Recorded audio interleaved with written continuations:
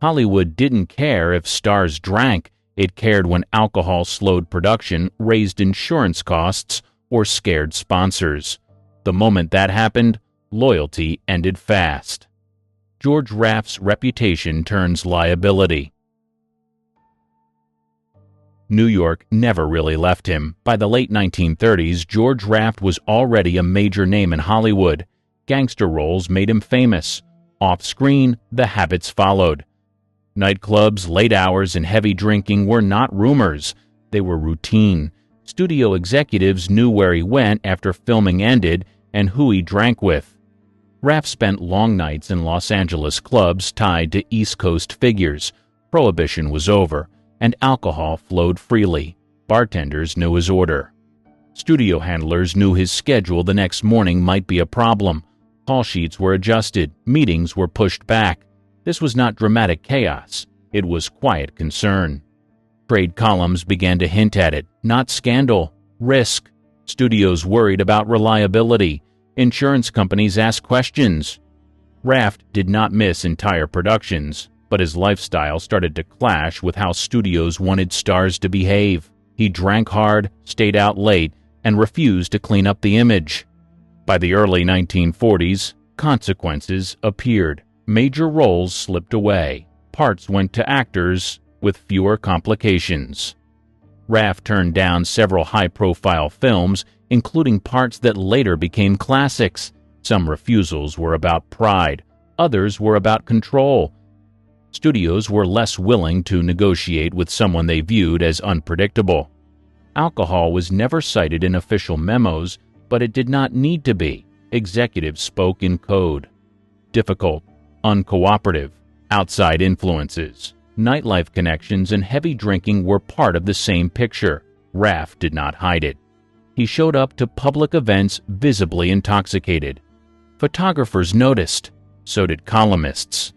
By the mid-1940s, the decline accelerated. His box office power weakened. Studios stopped building projects around him. Roles grew smaller. Offers slowed. The same edge that once made him authentic now made him expensive to insure. Raft never publicly blamed alcohol. He dismissed concerns and leaned into his image, but the industry had moved on. Hollywood wanted stars who could be managed, scheduled, and trusted. Night after night, in clubs, drink in hand, had shifted how he was seen. By the end of the decade, the damage was done. The leading man era was over. Not because of a single scandal, because reputation, once solid, had turned into a liability that studios no longer wanted to carry. Sterling Hayden's post-war collapse. The war changed everything. Sterling Hayden returned from World War II carrying more than medals. He had served with the OSS, ran covert missions, and lived for long stretches under pressure most people never face. When he came back to Hollywood in the late 1940s, the studios expected the same rugged leading man. What they got was someone struggling to stay steady. Drinking became routine, not hidden, not occasional. Crew members noticed it first. Long lunches turned into late afternoons. Lines were missed. Tempers flared. Hayden could still deliver on camera, but the margins were thinning. Directors learned to shoot early in the day. By the early 1950s, the problem was no longer quiet. Hayden began arriving to sets smelling of alcohol. Production delays followed. Studio notes flagged him as unreliable. This was not a single blow-up. It was a pattern. Insurance companies took notice. So did casting offices. Public pressure closed in during the Red Scare. In 1951, Hayden testified before the House Un-American Activities Committee. He later described that decision as one of the deepest regrets of his life. Drinking increased afterward. Friends recalled days lost entirely. Interviews grew erratic. His confidence collapsed along with his reputation. Hollywood did not wait. Leading roles dried up. Hayden drifted between smaller projects and television work. Directors valued his presence but worried about consistency.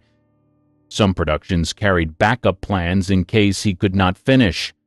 The consequences followed him off-set. Relationships strained. Money slipped through his hands. He left acting entirely for periods, retreating to sea.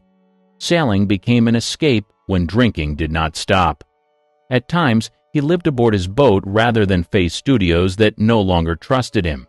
By the late 1950s, the fall was clear. Hayden still worked, but never with the momentum he once had. The war had hardened him. Alcohol softened his control. Together, they reshaped his career. Years later, Hayden spoke openly about alcoholism, guilt, and loss. At the time, none of that mattered to the industry. Hollywood moved forward. Schedules tightened. Risk tolerance shrank.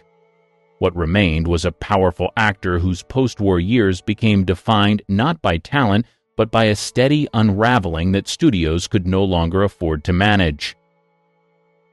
Alan Ladd's hospital spiral. Success did not bring calm. By the late 1940s, Alan Ladd was one of Paramount's most bankable stars.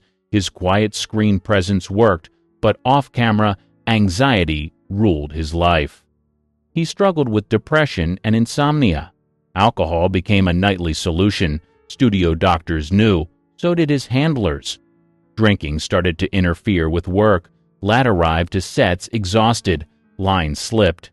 Crew members adjusted lighting and blocking to hide how thin and drained he looked. When he drank heavily, production slowed. When he did not, he barely slept. In 1950, the strain broke through.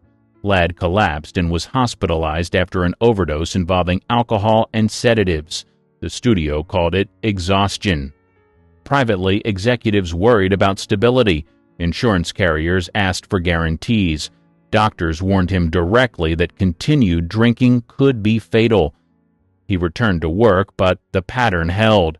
Alcohol mixed with pills. Weight dropped. Mood swings worsened. Hospital visits became more frequent. In the mid-1950s, another serious collapse forced production delays. Scripts were rewritten around his limits. Publicly, Ladd said little. Interviews stayed light. Studios avoided press scrutiny. Behind the scenes, fewer leading roles came his way. Younger actors were easier to insure, less fragile, less complicated. By the early 1960s, the damage was visible. Ladd's voice weakened. His energy faded. Drinking continued even as doctors pushed for restraint. On the 29th of April, 1964, he was found dead in his Palm Springs home at age 50. The coroner listed an accidental overdose involving alcohol and sedatives. There was no final scandal, no public meltdown, just a long decline that Hollywood had tried to manage quietly. Alcohol did not ruin his talent. It eroded his ability to survive the pace and pressure of the system. The studios moved on. The warning signs had been there for years. By the time the end came, the outcome felt inevitable to those who had watched him struggle behind closed doors. Lee Marvin's arrest-filled years. He carried World War II with him long after returning home. Combat injuries, nerve damage, and lingering pain shaped his temperament. By the early 1950s, alcohol became part of daily life. Not hidden, not denied. Bars near studios knew him well, so did local police. Public intoxication arrests began stacking up during the decade. These were not isolated slips. Officers booked him, studios paid fines, and publicists buried the paperwork. Headlines stayed quiet, but the pattern was known inside the industry. Marvin drank hard, argued harder, and pushed limits in public. On set, the same edge showed. He could be focused one moment, explosive the next. Alcohol sharpened his temper. Directors learned to manage him carefully. Scenes were scheduled early. Rehearsals stayed tight. Crew members avoided confrontation when possible. By the late 1950s, the arrests became harder to smooth over. Studio insurance carriers flagged his name. Reliability mattered more than toughness. Marvin's talent kept him employed, but contingency plans followed him. Backup shooting days, extra coverage, quiet warnings. In 1960, another arrest reinforced the concern. Police reports described intoxication, disorderly conduct, and refusal to comply. Studio executives stepped in again, but patience thinned. Leading men were expected to sell tickets, not court risk. Marvin leaned into the image publicly. He joked about drinking. Interviews brushed it off as part of his persona. That worked for audiences, but not for accountants. Alcohol raised costs. Delays cost money. Insurance premiums rose. The pressure finally shifted from external to physical. Doctors warned him about alcohol-related strain. Blood pressure issues surfaced. Fatigue followed. Marvin did not announce sobriety, but behavior changed. Arrests slowed. Drinking pulled back just enough to function. Unlike others, Marvin did not collapse in a single public moment. His reckoning came through repetition. Each arrest chipped away at goodwill. Each late night tested the margin. Survival depended on restraint, not redemption. Hollywood kept him because he delivered when it counted, but the record never disappeared. The arrests remained a quiet reminder that even talent backed by toughness has limits, and alcohol had pushed him close to crossing them more than once. Jackie Gleason's health reckoning. Morning routines told the story. By the early 1960s, Jackie Gleason's workdays often began late. Long nights were standard. Drinking was not a rumor. It was built into the schedule. Crew members on television sets knew when to expect him and when not to. Coffee came first, alcohol followed. Gleason drank heavily for years, often daily. On the Honeymooners set, the behavior was managed, not challenged. He still delivered lines. He still hit marks. As long as the show worked, concerns stayed quiet. Studios tolerated habits that did not stop production. That changed as health problems mounted. In the mid-1960s, Gleason suffered his first serious medical warning. Doctors tied it directly to alcohol use, weight, and strain. Hospital stays followed. Each one forced production, pauses, and rewrites. The pattern was no longer sustainable. By the early 1970s, heart trouble became public. Gleason survived a major cardiac episode in 1975. Medical staff warned him bluntly that continued drinking would not end well. The message finally cut through. He reduced alcohol intake and began changing daily habits. The adjustment showed on screen. Gleason slowed down. Appearances became more selective. Late-night hosting faded. Television schedules tightened around his health limits. Alcohol no longer drove the routine, but the damage had already been done. Colleagues noticed the shift. He remained sharp, but less volatile. Drinking had once been a feature of the persona. Now it was treated as a liability. Studios responded accordingly. Fewer live productions, shorter commitments. Gleason never publicly framed the change as recovery. He spoke instead about doctors, diet, and rest. Behind the scenes, alcohol had lost its grip because the cost had become too high. Health forced the decision. The reckoning was not dramatic. No arrest, no public spiral. It came through medical charts and warnings that could not be ignored. For years, the system worked around the drinking. Eventually, the body refused to cooperate. Hollywood adapted, as it always does. Gleason continued working, but on stricter terms. The era of excess had ended quietly, driven not by scandal, but by survival. Richard Harris's public collapses. He never pretended to behave. By the late 1960s, Richard Harris was known as much for drinking as for acting. Interviews confirmed it. He talked openly about daily alcohol use. Friends did not challenge him. Studios took notes. The 1970s brought consequences. Harris appeared visibly intoxicated during press events and television interviews. Speech slurred. Focus drifted. Viewers noticed. So did producers. What once read as charm now looked unstable. Public collapses followed. Harris was hospitalized multiple times for alcohol-related emergencies. These were not private incidents. News reports covered them. Doctors warned that continued drinking could be fatal. Harris ignored the advice, at least publicly. On set, the risk grew harder to manage. He arrived late, arguments flared. Directors adjusted shooting schedules to limit exposure. Insurance companies raised concerns. Casting offers slowed. Talent was not the issue. Reliability was. In 1973, a serious health episode forced temporary sobriety. Harris returned to work, but drinking resumed. The cycle repeated. Hospitalization, warning, relapse. Each round narrowed options. By the late 1970s, the damage reached his voice. Alcohol and throat issues compounded. Performances changed. Range narrowed. Harris acknowledged the problem but resisted restraint. Drinking remained part of his identity. The breaking point came with another major medical emergency in the early 1980s. Doctors again warned him that survival required change. This time, the message held longer. Drinking slowed. Appearances stabilized. Harris did not vanish, but the cost was clear. Alcohol had reshaped his career path. Leading roles gave way to selective projects. Public image shifted from rebel to risk. Gene Simmons's quiet decline. The shift happened without headlines. Jean Simmons was no longer the bright, carefully managed star she had been in the studio era by the 1970s. Major roles had slowed. Personal upheaval followed, including a difficult divorce and the end of long-term stability. Alcohol moved from social habit to a more frequent coping tool during this period. Friends noticed first. Drinking increased during downtime between projects. Mornings became harder. Energy dipped.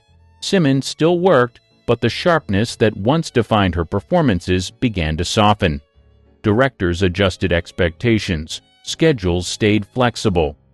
Concerns about health followed, though not in the form of public scandals. There is no verified record of repeated hospitalizations tied to liver damage during this period.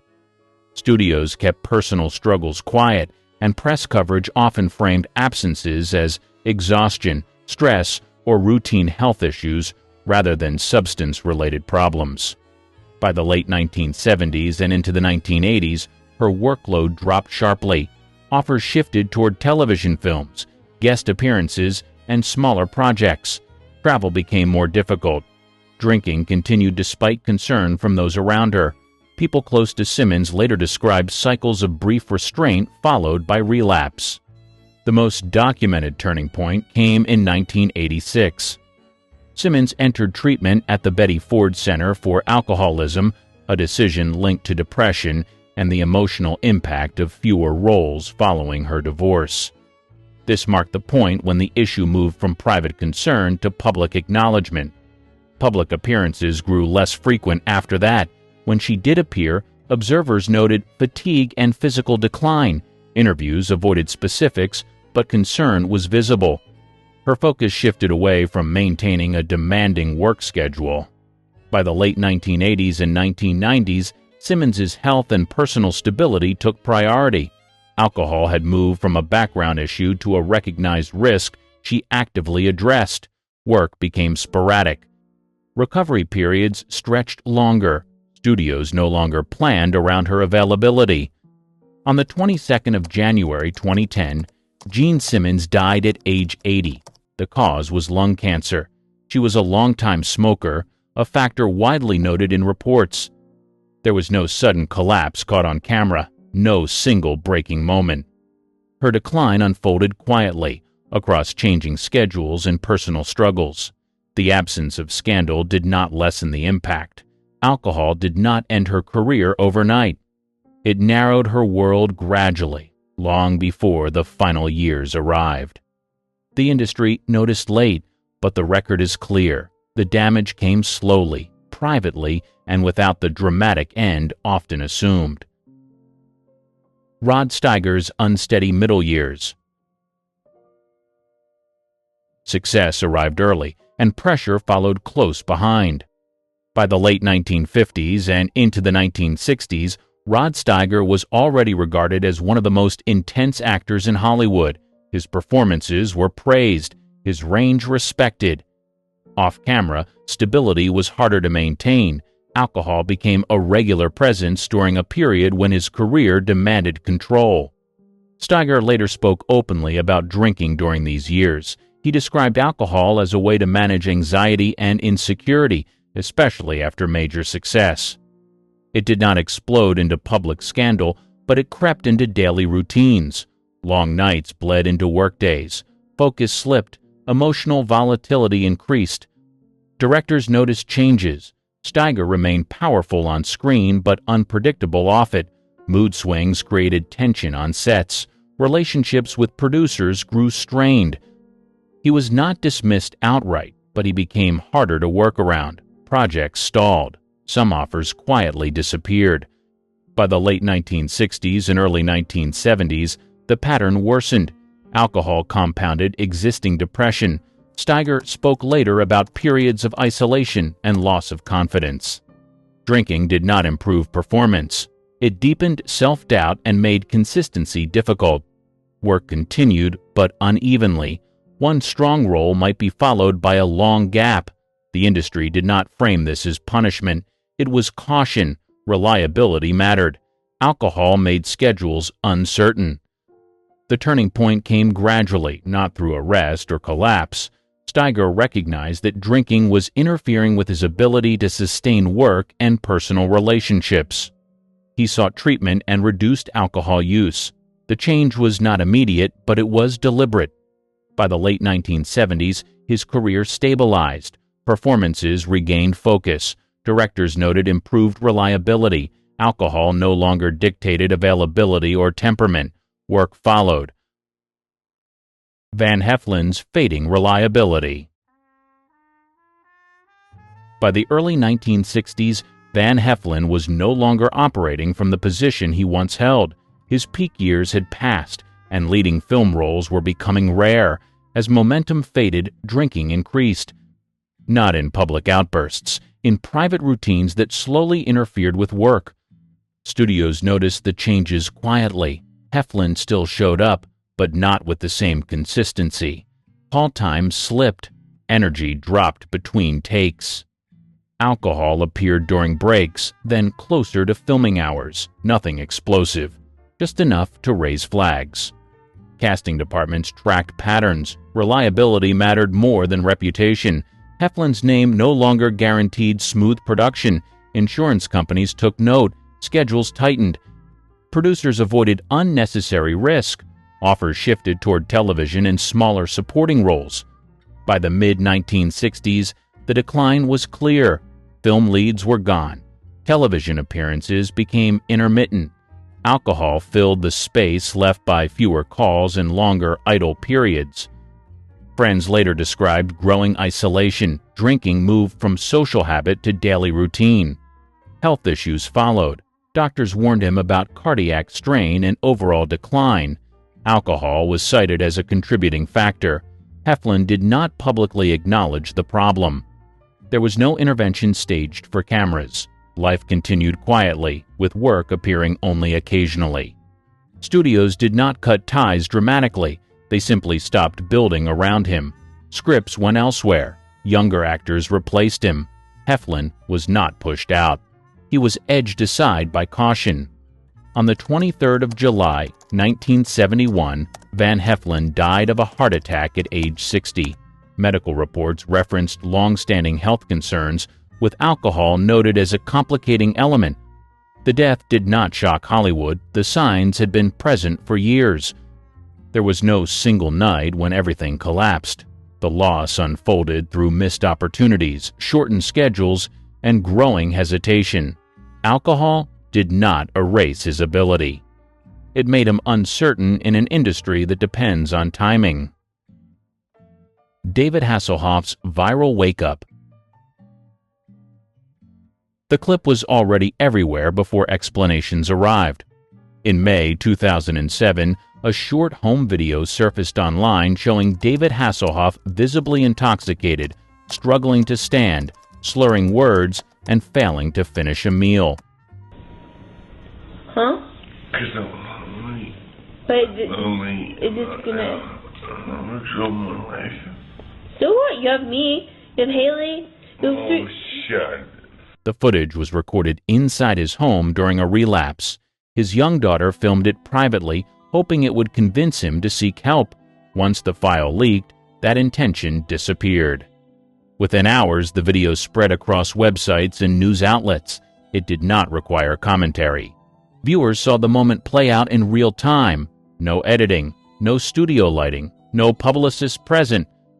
The contrast between the global celebrity image and the footage shocked audiences. Hasselhoff had previously acknowledged alcohol dependence. Rehab stays and public statements were already part of his history. This incident cut deeper because it removed distance. Fans were not reading about a problem, they were watching it unfold. Media response escalated quickly. Morning shows replayed the clip. Entertainment programs debated it. Late-night hosts mocked it. Online forums dissected every frame. The video became shorthand for celebrity relapse, repeated far beyond its original context. Professional consequences followed almost immediately. Scheduled appearances were canceled. Promotional interviews were pulled. Brand partnerships quietly stepped back. The focus shifted away from projects and toward sobriety. Hasselhoff entered treatment again shortly after the video circulated and released a statement acknowledging the relapse. Unlike earlier eras, containment was impossible. The internet archived the footage permanently. Even after treatment, the clip resurfaced repeatedly. Each repost renewed attention. Each headline reinforced the same narrative. Hasselhoff continued working, but the terms changed. Opportunities narrowed. Media coverage framed every appearance through the lens of recovery. The video followed him into interviews, retrospectives, and unrelated stories. Alcohol was no longer a background issue. It became the reference point. He later confirmed that the video forced accountability in a way private warnings had not. Treatment followed. Sobriety returned. The recording, however, never left circulation. There was no single confrontation or dramatic end. The reckoning happened publicly and instantly. A personal moment became a global spectacle before anyone could intervene. Alcohol did not quietly erode his career. It did so in full view, through a file shared millions of times. The night it caught up was not marked by sirens or hospital halls. It was marked by a screen, a pause button, and an audience that watched without blinking. Front pages called them geniuses one day and drunks the next. Studio bosses begged them to sober up, but the bars always won. Diana Barrymore's public collapse. She was supposed to be Hollywood royalty, the daughter of legendary actor John Barrymore. She had the looks and the name. Universal signed her in the early 1940s and promoted her as the new glamour girl. Magazine covers praised her, studios hyped her, and audiences were curious. But Diana inherited more than fame. She also inherited her father's taste for alcohol. By her early 20s, the drinking was already a problem. Friends recalled her showing up late to rehearsals, unsteady and slurring. Universal tried to protect their new star, but word spread. She partied more than she worked. Hotel managers remembered her throwing wild bashes that ended with broken furniture and complaints from neighbors. On set, she struggled. Co-stars said she often needed retakes, unable to focus through hangovers. Studios tried to pair her with big names, hoping it would hide her weaknesses. Instead, her reputation grew worse. By the mid-1940s, Diana's career was slipping, but her drinking was speeding up. The tabloids loved it. Headlines about her drunken escapades sold papers. She was arrested more than once for public intoxication and disorderly conduct. Each arrest chipped away at her image. In 1947, she married actor Robert Wilcox, himself a heavy drinker. Their fights, fueled by alcohol, were loud and public. Neighbors recalled screaming matches that ended with police being called. She divorced, remarried, and divorced again. Each marriage was marked by the same problem: alcohol. By the 1950s, she was broke, her Hollywood career long gone. She tried stage acting, but her behavior made her unreliable. Theater owners stopped hiring her. In 1957, Diana published her autobiography, Too Much, Too Soon. The book laid everything bare: She admitted to constant drinking, failed marriages, and wasted opportunities. Readers were shocked by her honesty. Hollywood wasn't. By then, nobody was hiring her. Her final years were bleak. She drifted through cheap hotels in New York, drinking heavily and surviving on what little money she had. On the 25th of January, 1960, she was found dead at 38. Reports listed drug and alcohol overdose as the cause. Wallace Reid's tragic collapse. He was billed as the screen's perfect lover. Handsome, athletic, and charming, he seemed unstoppable. Fans filled theaters just to see his smile. But behind the screen, Reid's body was failing. His escape was alcohol, and it mixed with something far worse. In 1919, Reid was injured while filming a train stunt. Studios didn't want to lose their moneymaker. Doctors prescribed morphine so he could keep working. Reid took the shots, but he also leaned on alcohol to dull the constant pain.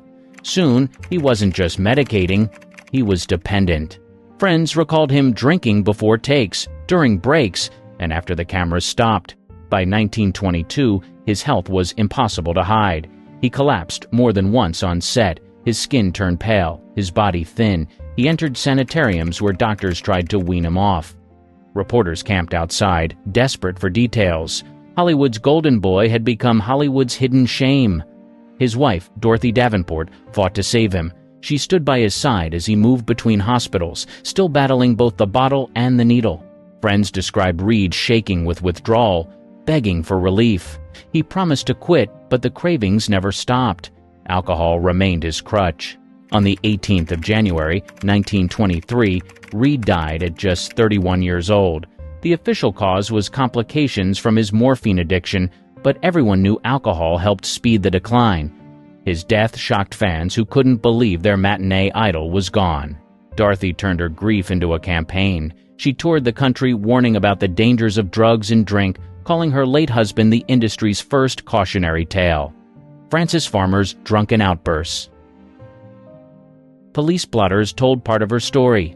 By the early 1940s, Frances Farmer's name appeared in headlines not for her acting, but for her drinking and the chaos that came with it. She had been one of Hollywood's most promising actresses, praised for her raw performances and rebellious independence. But alcohol turned her reputation from bold to dangerous. Farmer never fit the mold of a studio starlet. She resisted publicity stunts, clashed with executives, and sought challenging roles. Off-screen, she drank heavily. Friends recalled nights when she could outdrink everyone at the table, then stumble out looking for another bar. That defiance, combined with alcohol, became combustible. In October 1942, she was arrested for driving drunk in Santa Monica. Months later, another arrest followed, this time for public intoxication and disorderly conduct. When police tried to restrain her, she fought back. Court records describe her yelling at officers, kicking at furniture, and refusing to cooperate. Newspapers turned it into a spectacle, painting her as Hollywood's bad girl. Her career quickly unraveled. Studios that once called her a rising star dropped her. By 1943, she was in court again after a drunken fight at a hotel. A judge declared her unstable, and she was committed to psychiatric institutions. Alcohol wasn't the only factor. Mental health struggles were also present, but heavy drinking made every outburst worse. Farmer's time in institutions became the darkest chapter.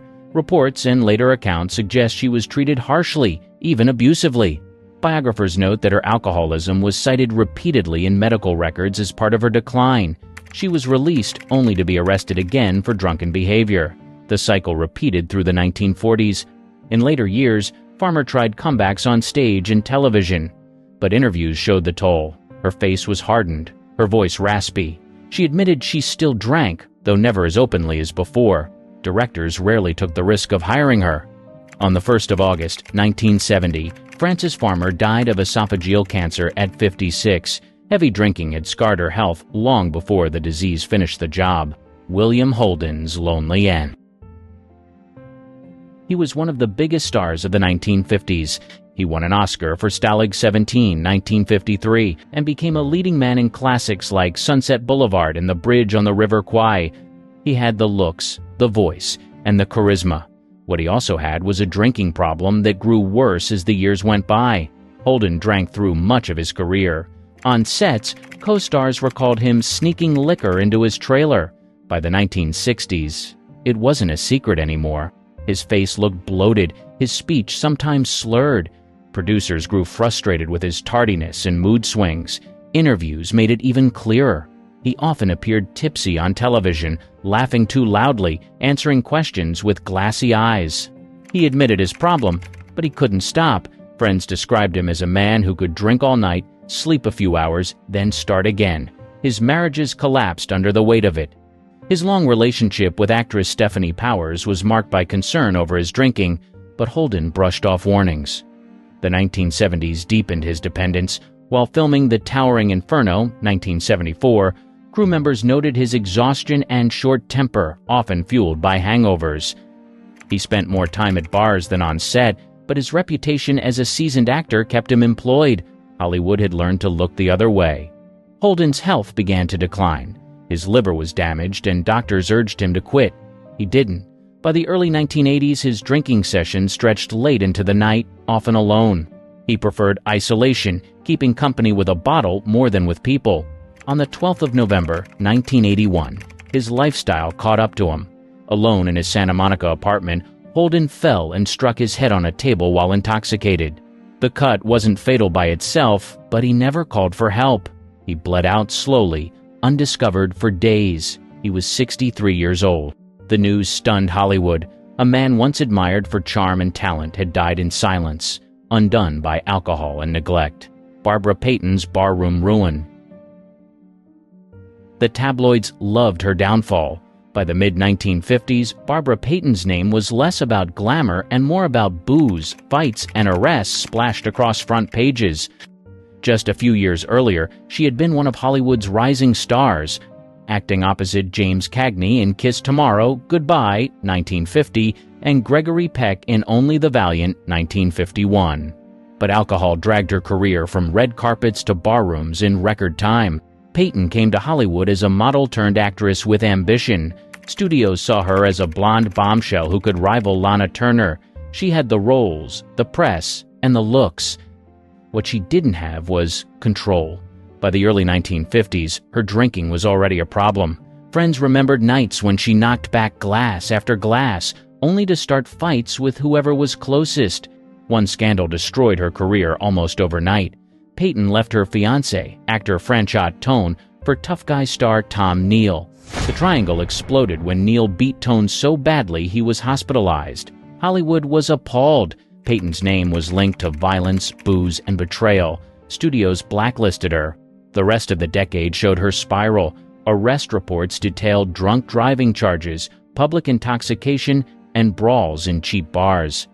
Reporters often found her staggering in Hollywood neighborhoods, makeup smeared, clothes torn. She was photographed drunk and disheveled, her once glamorous image ruined. By the 1960s, she was broke. She published a memoir, I Am Not Ashamed, 1963, where she admitted to drinking herself into oblivion. The book was raw and shocking, but it didn't save her. She was reduced to hustling, living in rundown apartments, and drinking until she passed out. Neighbors later recalled her showing up barefoot in liquor stores, begging for credit. Police were often called when she caused scenes in public, shouting at strangers or collapsing on sidewalks. Her health collapsed with her reputation. Doctors diagnosed liver and heart damage from years of alcohol abuse. Barbara Payton died in 1967 at just 39. The cause was listed as heart and liver failure, both tied to alcohol. George C. Scott's on-set drunken fury. He was one of the most respected actors of his generation.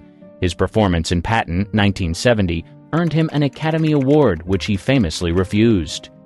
He was tough, uncompromising, and brilliant. He was also a heavy drinker whose behavior on set could be explosive. Scott's relationship with alcohol stretched back to his early career. By the 1960s, colleagues knew his temper was linked to drinking. He would show up to rehearsals already intoxicated. Directors tried to rein him in, but his talent kept him in demand. He could deliver lines with authority even after a long night at the bar. Still, the drinking was obvious. Crew members recalled him arriving on set with shaking hands and bloodshot eyes. His mood could flip without warning. One moment he was charming, the next he was in a rage. Producers learned to expect arguments, walkouts, and sometimes days of lost shooting because Scott was too drunk to continue. His reputation only grew after Payton. Offers poured in, but so did stories about his binges. During filming of The Hospital, 1971, he reportedly vanished on drinking sprees, forcing delays. Co-stars braced themselves for confrontations when he returned hungover and irritable. Many admired his raw skill, but dreaded working with him. Scott's marriages also showed the toll. His stormy relationship with actress Colleen Dewhurst was marked by fights fueled by alcohol. Friends remembered broken furniture and late-night shouting matches. He admitted later that his drinking poisoned his family life. Through the 1970s and 1980s, the cycle continued. Scott worked steadily, but every project carried risk. Some directors refused to hire him. Others built shooting schedules around his unpredictable habits. On good days, he delivered unforgettable performances. On bad days, he sabotaged his own work with drunken outbursts. Even in later life, the problem didn't disappear. He continued drinking heavily while his health declined. Doctors warned him repeatedly about his liver and heart. He ignored them. By the 1990s, his career had slowed and his body showed years of damage. George C. Scott died in 1999 at age 71. Official cause, an abdominal aortic aneurysm. But decades of drinking had left him frail and weakened. Margaux Hemingway's fatal struggles. The Hemingway name carried weight. Ernest Hemingway was a Nobel Prize-winning author, but the family also carried a long shadow of addiction and mental illness. His granddaughter, Margaux Hemingway, was supposed to represent a fresh start. Instead, alcohol and depression cut her career short and tied her to the family curse. Margaux became one of the most famous models of the 1970s. Her face appeared on magazine covers around the world. She signed a $1 million contract with Fabergé, one of the biggest modeling deals of its time. Hollywood came calling, and she starred in Lipstick, 1976, marketed as a crossover star. Behind the glamour, alcohol followed her everywhere. Friends and colleagues recalled her drinking heavily during photo shoots and parties. Vodka was her constant companion. By the 1980s, her career was slipping. Modeling contracts dried up. Acting roles never came. She admitted in interviews that drinking had played a part in her decline. The family history made her struggles worse. Ernest Hemingway had taken his own life in 1961. Other relatives battled addiction and depression. Margaux often said she felt trapped by the family legacy. Alcohol became a way to escape the pressure. Her sister Marielle later described nights when Margaux drank until she passed out, then tried to laugh it off the next morning. By the 1990s, she was broke. She lost her homes and moved into small apartments. Tabloids wrote about her weight gain, her erratic behavior, and her fading looks. She tried rehab more than once, but relapsed every time. Friends said she seemed unable to quit. In July 1996, Margaux Hemingway was found dead in her Santa Monica apartment just days after the 35th anniversary of her grandfather's death. She was 42. The coroner ruled it an overdose of barbiturates. Alcohol had been part of the struggle that led her there. In the end, she joined the long list of Hemingways undone by addiction. Dudley Moore's slow decline. He charmed audiences with his quick wit and piano skills. In the 1960s, he was one of Britain's most popular comedians, first gaining fame with Beyond the Fringe. Later, Hollywood made him an international star. But the same role that defined his career also highlighted the problem he couldn't escape: alcohol. In 1981, Moore starred in Arthur, playing a spoiled millionaire who was drunk in nearly every scene. The performance won him a Golden Globe and an Academy Award nomination. What audiences didn't realize was how close the act was to reality. Moore was drinking heavily off-screen. Friends and colleagues noticed the blurred line between character and lifestyle. Through the 1980s, his career flourished, but so did his reputation for hard drinking. Reporters spotted him leaving restaurants visibly intoxicated. Paparazzi snapped photos of him stumbling on sidewalks or being helped into cars. The tabloids thrived on stories of Moore's drunken escapades, which undercut his image as a lovable comedian. By the early 1990s, the consequences were clear. His once youthful looks faded, his speech sometimes slurred in interviews. Producers grew cautious. On sets, crew members whispered about his drinking. Moore's health took a steep downturn. What many assumed was just alcoholism, however, turned out to be more complicated. Doctors diagnosed him with progressive supranuclear palsy, PSP, a rare degenerative disease. But before the diagnosis became public, the symptoms were mistaken for drunkenness. His staggering walk, slurred speech, and clumsy movements led tabloids to report that Moore was constantly drunk. In truth, he was battling both illness and alcohol. The decline was cruel. Moore gave rambling television appearances, which viewers dismissed as drunken behavior. He was often humiliated in the press. Friends tried to protect him, but he struggled to manage the disease while still leaning on alcohol for relief. By the mid-1990s, his condition worsened. He left Hollywood and retreated into private care. In his final years, Moore was wheelchair-bound and unable to perform. He died in 2002 at age 66. Veronica Lake's final years. Once, she was the most copied woman in America. Veronica Lake's peekaboo hairstyle made her a 1940s icon, splashed across movie posters and fashion magazines, but the fame didn't last. By the 1950s, she wasn't known for glamour anymore, she was known for drinking. Lake rose fast in Hollywood. She starred in hits like This Gun for Hire, 1942, The Glass Key, 1942, and Sullivan's Travels, 1941. Audiences adored her. Studios promoted her as sultry, mysterious, and untouchable. Off-camera, though, her reputation was rocky. She clashed with directors, fought with co-stars, and drank heavily. Word spread that she was unreliable, and alcohol was at the center of it. Her career faltered after World War II. Paramount dropped her in 1948, citing her difficult behavior and fading box office. Without the studio system shielding her, Lake's habits became impossible to hide. She drank openly at bars in Los Angeles and New York. Paparazzi and gossip columnists reported on her binges, showing a star who had lost her shine. By the 1950s and 1960s, Lake's fall was complete. She was broke, divorced multiple times, and often homeless. At one point, she worked as a cocktail waitress and hotel maid in Manhattan, trying to survive while still drinking. Customers were stunned to see a former Hollywood star serving drinks while barely keeping herself together. Lake admitted her alcoholism in interviews. In her 1970 memoir Veronica, she wrote about how drinking destroyed her reputation and her health. She said bluntly, "I was a victim of myself." By then, her body was frail. Veronica Lake died in 1973 at just 50 years old in Vermont. Doctors listed acute hepatitis and renal failure as the causes, both tied to years of drinking. Ben Affleck's public struggles. He rose to fame in the late 1990s with Good Will Hunting, Armageddon, and Shakespeare in Love. He won an Academy Award for screenwriting at just 25. He had the career, the looks, and the star power, but like many before him, alcohol became the shadow he could not shake. Affleck has said his drinking began in his teens, long before Hollywood. By the early 2000s, it was part of his lifestyle. He checked into rehab in 2001, telling friends he wanted to get ahead of the problem. For a while, it seemed under control. His career surged with directing success in Gone Baby Gone and Argo, which won Best Picture in 2013. Publicly, he looked like a comeback story. Privately, alcohol was still there. In 2017, Affleck admitted in a Facebook post that he had completed treatment again. He wrote that he wanted to be the best father I can be and thanked his family for support. That honesty drew sympathy. But within 2 years, another relapse made headlines.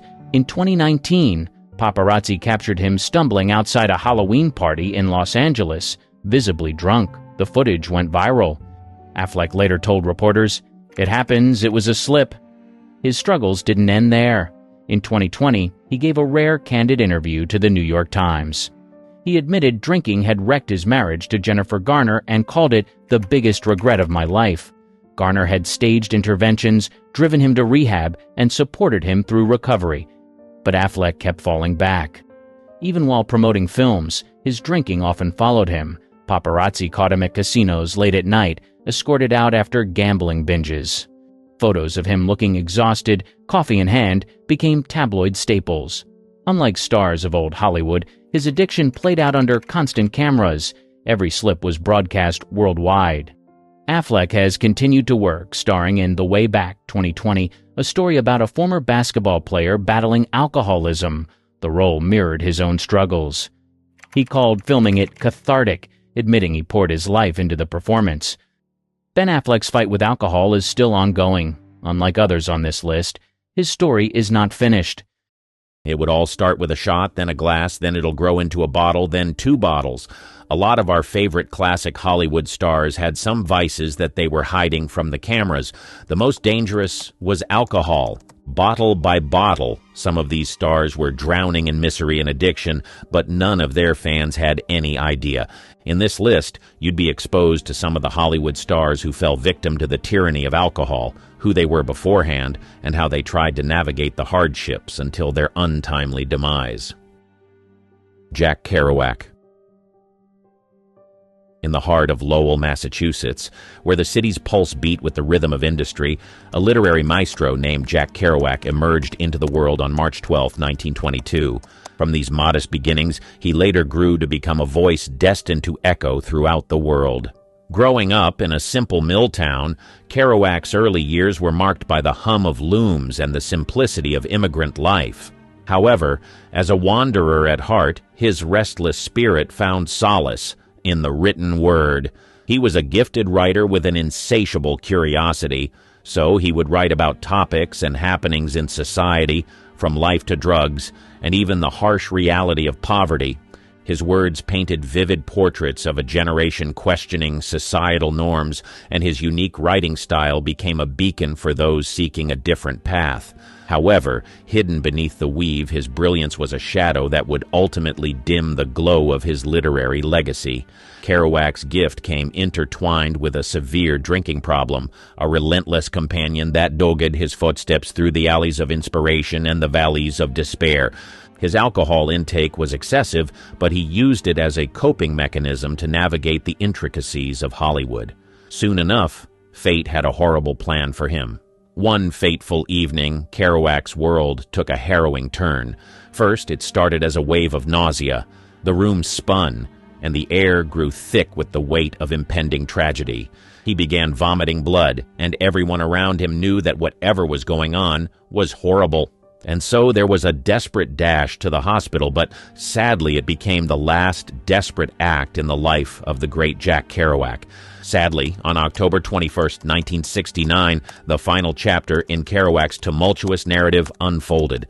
A hemorrhage, the cruel consequence of cirrhosis, claimed the writer's life at the tender age of 47. Billie Holiday. In the vibrant city of Baltimore, on April 7, 1915, Eleanora Fagan was born. Destined for greatness, she would later become renowned as Billie Holiday, an enduring luminary within the realm of jazz, though inexorably tethered to the shadows of personal turmoil. Billie's formative years unfolded against a backdrop of adversity, navigating poverty and confronting the harsh realities of racial segregation. In the evocative ambiance of Baltimore's jazz establishments, she discovered her prodigious gift, a voice destined to redefine the very essence of jazz. The trajectory of Billie's ascent from the streets of Baltimore to international acclaim attested to her unparalleled musical prowess. Her voice, an instrument resonating with raw emotion, traversed a spectrum from heart-rending blues to invigorating swing. Her ability to imbue each note with a soul-stirring depth that transcended conventional genre boundaries captivated the world. However, beneath the mellifluous strains of her music loomed the specter of personal struggles. Billie Holiday, the esteemed Lady Day of jazz, grappled persistently with substance addiction. The insidious influence of heroin and alcohol threatened to eclipse the brilliance of her artistic endeavors, casting a pall over her life. In the waning phase of her illustrious career, the toll exacted by a life lived on the precipice of self-destructive tendencies became increasingly conspicuous. The evocative notes that had once flowed effortlessly from her vocal cords now mirrored the challenges etched upon her countenance. Repeated arrests on drug-related charges rendered Billie a tragic symbol of the perils associated with both fame and the relentless pursuit of escapism. July 17, 1959, marked the denouement of Billie Holiday's tumultuous odyssey. A constellation of health issues, exacerbated by prolonged substance abuse, culminated in her premature demise at the age of 44. The world mourned the loss of one of its most iconic voices. Hank Williams. In the rustic town of Mount Olive, Alabama, on September 17, 1923, a musical prodigy named Hiram King, Hank Williams, came into the world. He would become a very strong figure as far as country music was concerned. His impact in the entertainment industry would ring through the halls of Hollywood, and his voice and soulful compositions left a mark on the genre. Williams's early years were imbued with the strains of Southern life, but despite his environment, he harnessed the heartache and joy of his surroundings, transmuting them into the timeless narratives that would define country music for generations to come. The trajectory of Hank's musical journey saw him rise from local radio shows to the grand stages of the Grand Ole Opry. His compositions, marked by an authenticity that resonated with the everyday struggles of common folk, elevated him to the status of a revered troubadour. With hits like Lovesick Blues and I'm So Lonesome I Could Cry, Hank Williams etched his name into the annals of country music history. Yet beneath the luminescence of his musical success lurked the shadows of personal challenges. Hank Williams, the country music luminary, grappled with the tumultuous currents of addiction. His reliance on alcohol and prescription drugs became a persistent undercurrent, complicating his meteoric rise and contributing to a life marked by peaks and valleys. Tragically, the final verse of Hank Williams's life unfolded on January 1, 1953. A journey that began in the heart of Alabama met its untimely end in the backseat of a Cadillac en route to a concert in Canton, Ohio. The cause, acute heart failure compounded by a lethal cocktail of prescription drugs, bore the tragic imprints of a life teetering on the precipice of self-destruction. At the tender age of 29, Hank Williams left a void in country music that time has yet to fill. His contributions, however, endure as an enduring testament to the transformative power of authentic storytelling through music.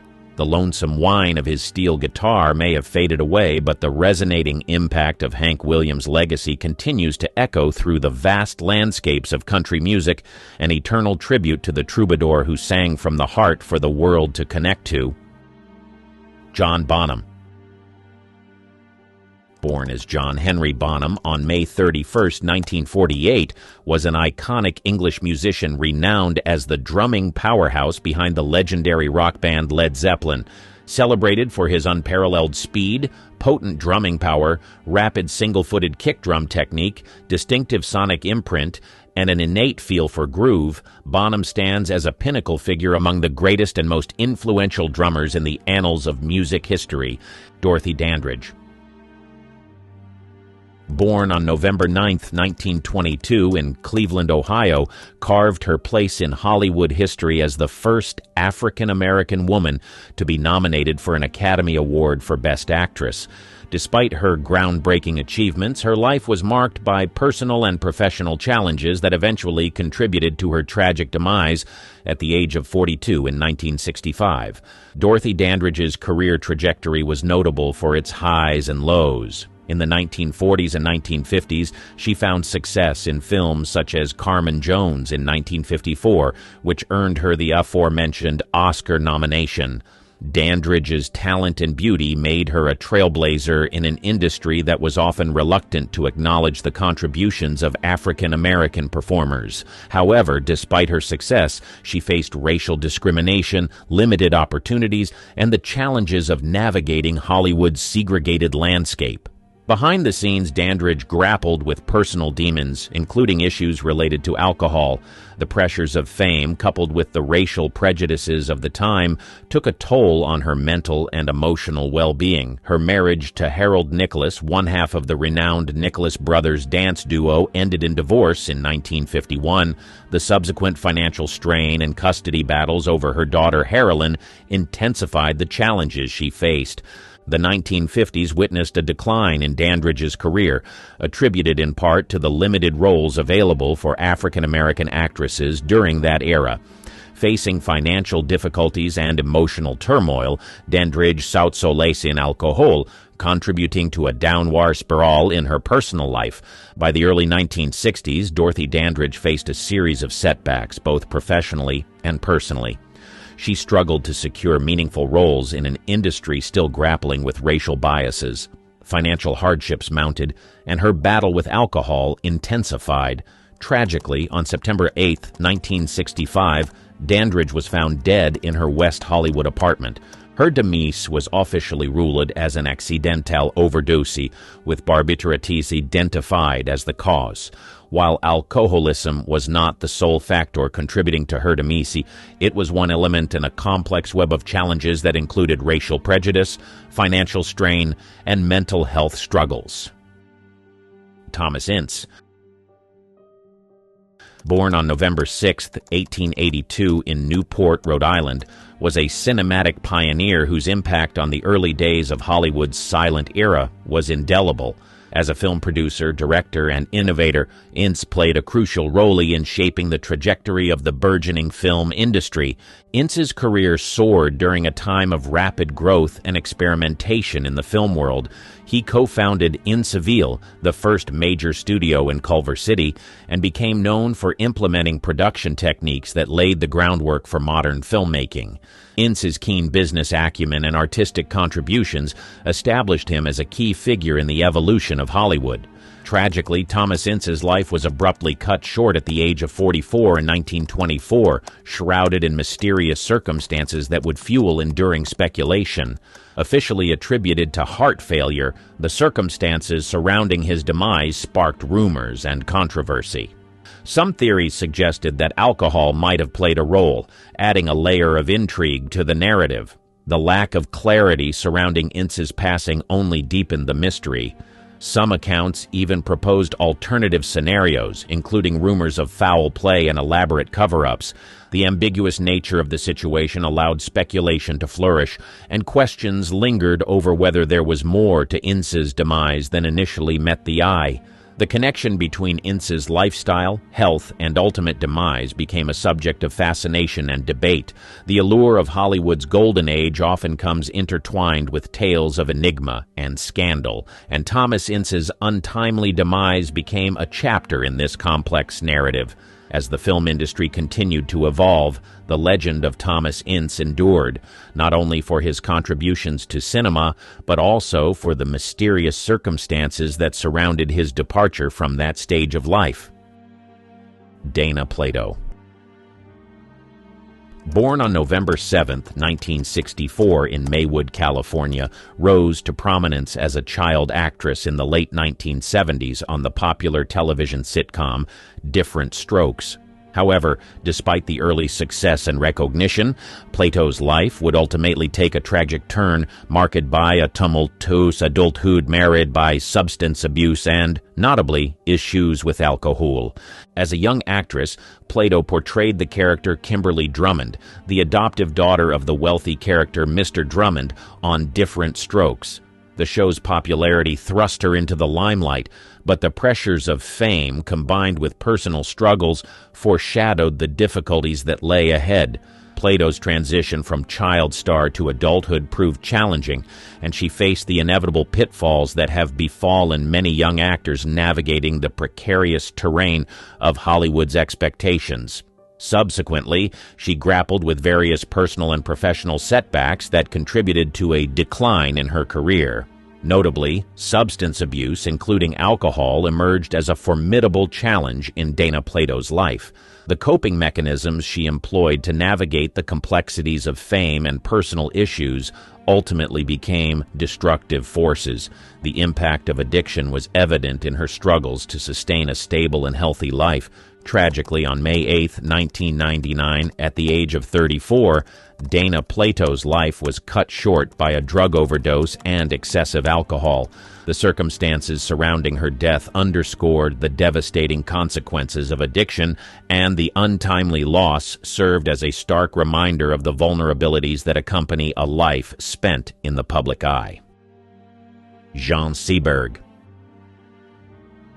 Born on November 13, 1938, Jean Seberg was an American actress celebrated for her captivating performances in films such as Breathless and Bonjour Tristesse. Despite her cinematic success, Seberg's life unfolded against a backdrop of profound personal challenges, including relentless battles with mental health issues and the ravages of alcoholism. Seberg's entree into the film industry marked a meteoric rise, with her portrayal of the free-spirited Patricia in Breathless solidifying her status as an icon of the French New Wave. However, the pressures of fame, coupled with personal struggles, cast a long shadow over her burgeoning career. As Seberg navigated the complexities of Hollywood, the tumult within her personal life became increasingly pronounced. Mental health challenges weighed heavily on her, and the coping mechanisms she sought included a descent into the throes of alcoholism. The solace she may have sought in the dazzling lights of fame was overshadowed by the inner turmoil that plagued her. On August 30, 1979, at the age of 40, Jean Seberg's journey tragically came to an end. While officially ruled as self-inflicted, her struggles with substance abuse, particularly alcohol, were acknowledged as contributing factors to her untimely demise. The narrative of her life, once adorned with the glimmer of cinematic brilliance, became a poignant tale of the fragility that often accompanies the veneer of fame. Jean Seberg's legacy endures not only for her contributions to film, but also as a symbol of the struggles faced by those navigating the demanding landscape of celebrity. Her story serves as a stark reminder of the impact of mental health challenges and addiction on even the most talented and acclaimed individuals in the world of cinema, underscoring the complex intersection of personal battles and public personas. Montgomery Clift. Born on October 17, 1920, was heralded as a gifted actor known for his compelling and intense performances. Behind the captivating facade of Hollywood's leading man, Clift wrestled with personal demons, contending with profound struggles that extended into the realms of alcohol and substance abuse. The nuanced depth of Clift's acting set him apart, earning him acclaim for roles in films such as A Place in the Sun and From Here to Eternity. However, the shadows of his challenges loomed large, and the pressures of stardom exacerbated an ongoing battle with alcoholism. As Clift navigated the demanding landscape of Hollywood, the weight of his internal struggles manifested in a tumultuous relationship with substances. Alcohol, in particular, became a companion on his tumultuous journey, contributing to the erosion of his well-being. On July 23, 1966, at the age of 45, Montgomery Clift's life was cut short. While his demise was not solely attributed to alcohol, it undeniably played a role in the overall decline that marked his later years. The complexity of Clift's narrative lies not only in the brilliance he brought to the silver screen, but also in the shadows that obscured his personal life, emphasizing the intricate interplay between talent, fame, and the profound toll of addiction. Montgomery Clift's legacy serves as a poignant exploration of the fragility that can accompany artistic brilliance. His story illuminates the challenges faced by those navigating the often unforgiving terrain of Hollywood, a tale of triumph and tragedy that transcends the boundaries of the roles he so memorably portrayed. John Garfield. Born on March 4, 1913, Garfield faced not only the pressures of the demanding film industry, but also the tumultuous political climate of the McCarthy era. Amid his thriving career, Garfield encountered personal challenges that extended beyond the silver screen.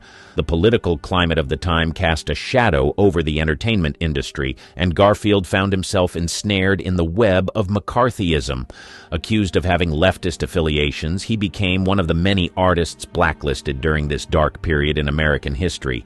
The strain of political scrutiny, coupled with the inherent stresses of a high-profile career, took a toll on Garfield's well-being. His struggles with alcohol, used as a coping mechanism for the mounting pressures, contributed to his declining health. The convergence of personal and professional turmoil became a crucible, testing the fortitude of a man who had once illuminated the screen with his charisma. Tragically, on May 21, 1952, at the age of 39, John Garfield's journey was cut short. The cause of death was a heart attack, a poignant manifestation of the toll exacted by the weight of external pressures and internal battles. The classic Hollywood era lost not only a remarkable actor, but also a figure whose life embodied the complexities of navigating fame, politics, and personal struggles during a tumultuous period in American history. Bix Beiderbecke. Born on March 10, 1903 in Davenport, Iowa, was a jazz cornetist whose musical genius left an indelible mark on the jazz landscape of the 1920s. His career was nothing short of meteoric, characterized by brilliance, innovation, and a unique approach to jazz improvisation that set him apart from his contemporaries. Beiderbecke's musical journey unfolded during the Roaring Twenties, a period marked by cultural dynamism and the flourishing of jazz. As a cornet player, he showcased an exceptional talent for improvisation and an innate ability to infuse his music with emotion and innovation. His contributions to the Chicago jazz scene, particularly with the Wolverines and Gene Goldkett's orchestra, solidified his reputation as one of the era's most influential musicians. However, amidst the symphony of success, Bix Beiderbecke battled personal demons, chief among them being alcoholism. The vibrant jazz age, with its allure and excesses, took a toll on Beiderbecke's health. His struggle with alcohol became increasingly pronounced, affecting both his personal life and professional engagements. Tragically, on August 6, 1931, at the young age of 28, Bix Beiderbecke's life was cut short. Complications related to his ongoing battle with alcoholism contributed to his untimely demise. The jazz world mourned the loss of a virtuoso whose innovative spirit and lyrical brilliance had the potential to reshape the trajectory of jazz music. Bix Beiderbecke's legacy extends beyond the brevity of his years. Despite his short life, his influence on jazz remains profound. His innovative approach to improvisation and his unique sound continues to inspire musicians, making him a revered figure in the history of American music. The tragic intertwining of brilliance and personal struggle in Beiderbecke's story serves as a poignant reminder of the complexities that often accompany artistic genius. If you enjoyed this video, you'd love the riveting Adrienne Barbeau facts that we have compiled for you. Check it out here. Some Hollywood stars weren't just heavy drinkers, they were so drunk they had to be carried onto set. Others slurred their lines, forgot entire movies they starred in, or even died with a drink in their hand. This is the dark side of fame, the actors who were completely wasted at all times. John Barrymore. He wasn't just a star. He was Hollywood's first great alcoholic. Long before rehab was an option, he drank himself into a joke. Studios covered for him at first, but by the end, even they couldn't save him. In the 1920s, Barrymore was on top of the world. He had the looks, the voice, and the talent. But off camera, he was rarely sober. His drinking got so bad that directors had to feed him lines off camera because he couldn't remember them. Some days, he couldn't even stand up straight and had to be held up by crew members just to finish a scene. Everyone in Hollywood knew he had a problem. He showed up drunk, stayed drunk, and somehow still got roles, at first. But things fell apart quickly. One night during a live performance, he completely blanked out. Instead of trying to recover, he turned to the audience and slurred, "Line, please?" The show was shut down early, and from then on, everyone knew Barrymore wasn't the same actor anymore. By the 1930s, his drinking wrecked his career. Studios didn't want to risk hiring him, and directors stopped covering for him. Even when friends tried to help, he kept drinking. His body started shutting down, shaking hands, failing memory, and a career in free fall. It wasn't just his career that crumbled. His personal life was a mess. He burned through marriages, lost his fortune, and ruined friendships. He was once considered one of the greatest actors of his time, but by the end he was a cautionary tale. The final years? A disaster. He was broke, sick, and barely able to work. Friends had to help pay his bills, but nothing could stop him from drinking himself to death. And if you think Hollywood let him rest in peace, think again. His so-called friends stole his corpse as a prank, dragging his lifeless body around for one last drunken joke. Barrymore was the blueprint for Hollywood self-destruction. He was the first major star to drink himself into oblivion, but he wouldn't be the last. W.C. Fields. While most stars tried to hide their drinking, Fields didn't even bother. He carried a thermos full of gin everywhere, labeled with innocent words like pineapple juice or orange soda. Everyone knew what was inside, but no one dared to stop him. By the time he made it big in Hollywood, Fields was already a heavy drinker. He had spent years in vaudeville, performing night after night while nursing a constant buzz. Drinking was part of his personality, both on and off screen. He played lovable drunks in films, but behind the scenes he was far from charming when the alcohol took over. His drinking got so bad that directors had to shoot around his hangovers. Mornings were a lost cause. He was either too sick or still drunk. By afternoon, he'd start sipping from his juice thermos just to get through filming. Some days he was so hammered that he slurred entire scenes, forcing multiple retakes. Other times he skipped set entirely, leaving studios scrambling to explain his absence. Fields had a sharp wit, but when he drank, his temper flared. He'd curse out producers, insult his co-stars, and storm off set if something didn't go his way. His drinking wore down his body over time. His once sharp comedic timing started slipping, and so did his health. By the 1940s, his body was failing him. His liver was shot, and doctors warned him that if he didn't quit drinking, he wouldn't last much longer. But Fields didn't care. Instead of quitting, he had a liquor stash built into his hospital room. Nurses would find hidden bottles of whiskey under his mattress, and he'd sneak drinks when no one was looking. He drank until his final breath. When Fields died in 1946, people weren't surprised. His liver had given up long before he did. His career was legendary, but so was his drinking. And unlike other stars, he never tried to pretend otherwise. W.C. Fields wasn't just drunk all the time, he made sure everyone knew it. Errol Flynn. He was the ultimate movie hero, dashing, fearless, and always up for an adventure.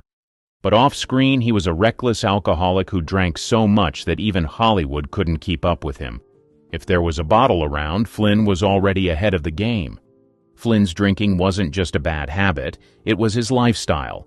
He'd start his day with champagne, switch to hard liquor by lunch, and keep going until he passed out. Studios tried to hide it, but his drinking made productions a nightmare. He slurred his lines, stumbled through action scenes, and sometimes needed to be propped up just to finish filming. During The Adventures of Robin Hood, 1938, he was so drunk during fight scenes that stunt doubles had to take over more than usual. In They Died with Their Boots On, 1941, he kept falling off his horse because he couldn't stay balanced. Directors grew frustrated, but Flynn's star power kept him employed, at least for a while. His drinking wasn't just for fun. Flynn was self-medicating, drowning out personal demons with endless bottles of rum and whiskey. He was constantly in legal trouble, facing accusations of assault and scandalous affairs. His court cases became just as famous as his movies, but instead of slowing down, he drank even harder. By the 1950s, Hollywood had enough. Studios stopped covering for him, and his reputation crashed. His once chiseled looks were puffed and bloated from years of heavy drinking. His liver was failing, but he didn't stop. He couldn't. In 1959, Flynn's body finally gave up. At just 50 years old, he died of a massive heart attack, but doctors found his organs were destroyed from years of alcohol abuse. His liver was so damaged that they said it looked like he belonged to an 80-year-old man. Flynn was Hollywood's original bad boy, but his addiction was his downfall. He lived fast, drank hard, and never made it to old age. If Hollywood was a party, Flynn drank until the lights went out. Richard Burton. He was a functioning alcoholic who drank his way through nearly every movie he made. Unlike others who tried to hide it, Burton showed up wasted on set and still delivered Oscar-worthy performances. But behind the scenes, his addiction controlled everything. Burton's drinking started early. By his 20s, he was already downing multiple bottles of liquor a day. Success only made it worse. He became one of Hollywood's highest-paid actors, but with that fame came an endless supply of booze. During Cleopatra, 1963, where he met Elizabeth Taylor, he was drunk in nearly every scene. The two fueled each other's addictions, turning their romance into a storm of booze, fights, and makeups. His drinking was legendary. He once chugged 3 bottles of vodka before noon, then went straight to filming like nothing happened. Some directors learned to work around it, shooting scenes early in the day before he got too drunk. Others just gave up, letting Burton slur his way through takes. By the 1970s, his addiction took its toll. His once powerful voice turned hoarse, his sharp looks faded, and his body started breaking down. He tried quitting. Doctors warned him he was drinking himself to death, but every attempt ended the same way: back at the bar. Burton died in 1984 at just 58 years old. His liver was completely shot, and his body was wrecked from decades of drinking. He left behind a legacy of brilliant performances, but also a reputation as one of Hollywood's most tragic drunks. Unlike others who drank themselves out of a career, Burton somehow kept going, but his addiction won in the end. Peter O'Toole. He was a Hollywood legend, but he was also rarely sober. He built a career on charm, wit, and raw talent, while drinking so much that he sometimes couldn't remember filming entire movies. O'Toole's drinking started early. By the time he became famous in Lawrence of Arabia, 1962, he was already drinking more than his body could handle. He was known to down multiple bottles of whiskey in a single night, then show up to set the next morning like nothing happened, until it started affecting his work. His reputation as a drunken genius followed him everywhere. He would slur through scenes, forget his lines, or suddenly fall asleep in the middle of filming. On Goodbye, Mr. Chips, 1969, production shut down multiple times because he was too wasted to work. In interviews, he later admitted, "I have no memory of making some films." His drinking wasn't just a problem for Hollywood. It nearly killed him. In the 1970s, doctors found that years of alcohol abuse had destroyed his stomach lining, leading to internal bleeding and emergency surgery. They told him if he didn't stop drinking, he wouldn't survive. O'Toole tried to quit, but never fully gave it up. He continued acting, but his wild behavior and heavy drinking kept him from reaching his full potential. Even later in life, when he claimed to be sober, people doubted it. His reputation was too legendary. He lived longer than most Hollywood drunks, making it to 81, but his body was wrecked from decades of drinking. When he died in 2013, fans remembered him as a brilliant actor, but also one of Hollywood's most infamous alcoholics. Peter O'Toole didn't just drink, he turned it into an art form. Oliver Reid. His reputation for out-drinking entire bars made him a legend, but it also destroyed his career and eventually his life. Reid's drinking was on another level. He didn't just sip whiskey between takes, he chugged entire bottles. He once challenged 5 Royal Navy sailors to a drinking contest and won, downing over 100 pints of beer in a single session. By the end, he had to be carried out unconscious. On set, he was a nightmare and a spectacle. Directors never knew if they were getting a world-class actor or a slurring disaster. During The Three Musketeers, 1973, he showed up so drunk that he could barely stand. He got through the scenes, but barely.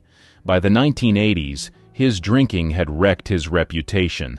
Studios didn't want the risk, and his career spiraled downward. But the real tragedy came during Gladiator, 2000.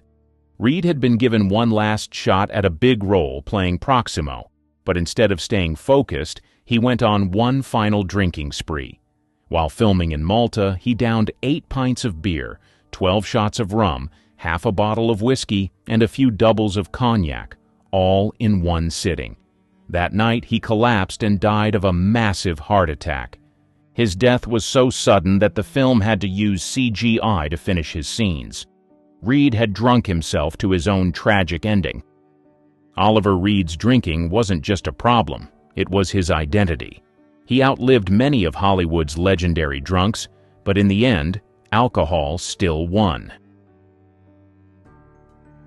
Mickey Rourke. He had everything: looks, talent, and a rising career. But instead of building on it, he drank, fought, and burned every bridge in Hollywood. His downfall wasn't just alcohol, but it played a massive role in his destruction. In the 1980s, Rourke was unstoppable. Movies like 9.5 Weeks and Angel Heart made him one of Hollywood's most in-demand actors. But behind the scenes, he was drinking heavily, getting into bar fights, and making himself unhireable. Directors hated working with him because he was either too drunk to perform or too aggressive to control. His drinking wasn't just a problem on set, it ruined his personal life. He trashed relationships, got arrested multiple times, and became known as Hollywood's biggest liability. Instead of cleaning up, he walked away from acting and became a professional boxer, a move that only made things worse. Boxing destroyed his face, but he still drank through the pain. By the late 90s, he was broke, washed up, and completely forgotten by Hollywood. Even he admitted, "I was drinking myself to death." He lost roles, lost friends, and almost lost his life. But somehow, Rourke pulled off a comeback. He got sober, repaired some of the damage, and landed The Wrestler, 2008, a film that mirrored his own self-destructive past. It earned him an Oscar nomination, but even with success, he struggled to stay clean. Mickey Rourke should have been one of Hollywood's greatest legends. Instead, alcohol and bad choices turned him into a cautionary tale. Even today, he's a reminder of how fast Hollywood can chew you up if you let it. Dennis Hopper. He was Hollywood's ultimate wild card. For decades, he was either too drunk, too high, or too unhinged to function. Somehow, he still delivered legendary performances, even when he could barely stand upright. Hopper's drinking started early, but by the time he became famous in Easy Rider, 1969, it was out of control. He drank on set, between takes, and sometimes during filming. He was so wasted while directing the last movie, 1971, that the film became an incoherent disaster, and Hollywood blacklisted him for nearly a decade. During Apocalypse Now, 1979, Hopper was so drunk and coked out that he couldn't remember his lines. Director Francis Ford Coppola had to feed him one sentence at a time because giving him a full script was pointless. Somehow, his manic energy worked for the role, but off-screen, he was a walking train wreck. Hopper's reputation was legendary, but his career kept crashing and burning. He spent most of the 80s either too wasted to work or banned from Hollywood entirely. At his lowest, he lived in the desert, talking to himself and drinking until he hallucinated. He later admitted he was drinking 28 beers, a bottle of whiskey, and doing 3 grams of cocaine every day. Then, out of nowhere, he got sober. In 1986, he made an insane comeback with Blue Velvet, playing one of the most terrifying villains in film history. This time, the madness was acting, not alcohol. Dennis Hopper drank his way through decades of Hollywood, burning bridges and ruining opportunities. But unlike most stars on this list, he actually cleaned up and made it back. His career should have been over, but somehow he outlived his own chaos. Christopher Hitchens. He was Hollywood adjacent, a constant presence in interviews, debates, and film discussions, always with a drink in hand. Unlike most people on this list, he didn't try to hide it. In fact, he embraced his alcoholism and made it part of his public persona. Hitchens drank like it was his job. Mornings started with scotch or wine, and by afternoon he'd moved on to whiskey, vodka, or whatever was available. He once admitted that he was never fully sober past lunchtime. His friends, colleagues, and even his enemies knew that if you were meeting Hitchens, you were meeting Hitchens and his drink. Despite being constantly buzzed, he was brilliant. His ability to debate, write, and command attention never seemed to suffer, at least on the surface. He could drink glass after glass of whiskey, then go on live TV and verbally dismantle his opponents. His mind was razor sharp, even when his liver wasn't. But make no mistake, his drinking had consequences. Friends noticed his once strong voice becoming raspier, his famous wit sometimes losing its edge. He started to look tired, worn down. Years of chain smoking and drinking finally caught up to him. In 2010, he was diagnosed with esophageal cancer, the kind that heavy drinking and smoking practically guarantee. Doctors told him to quit, but he didn't see the point. He once joked that if he had his life to live over again, he would drink more, not less. Even as his body failed him, Hitchens kept writing, debating, and of course, drinking. He saw no reason to stop. It was who he was. In 2011, at 62 years old, he passed away, leaving behind a legacy of brilliant writing, sharp debates, and a lifetime of liquor-fueled intellect. Unlike Hollywood stars who drank themselves into oblivion, Hitchens never spiraled out of control, but his addiction still killed him. He was proof that even the smartest minds aren't invincible when alcohol is in the mix. Nicolas Cage.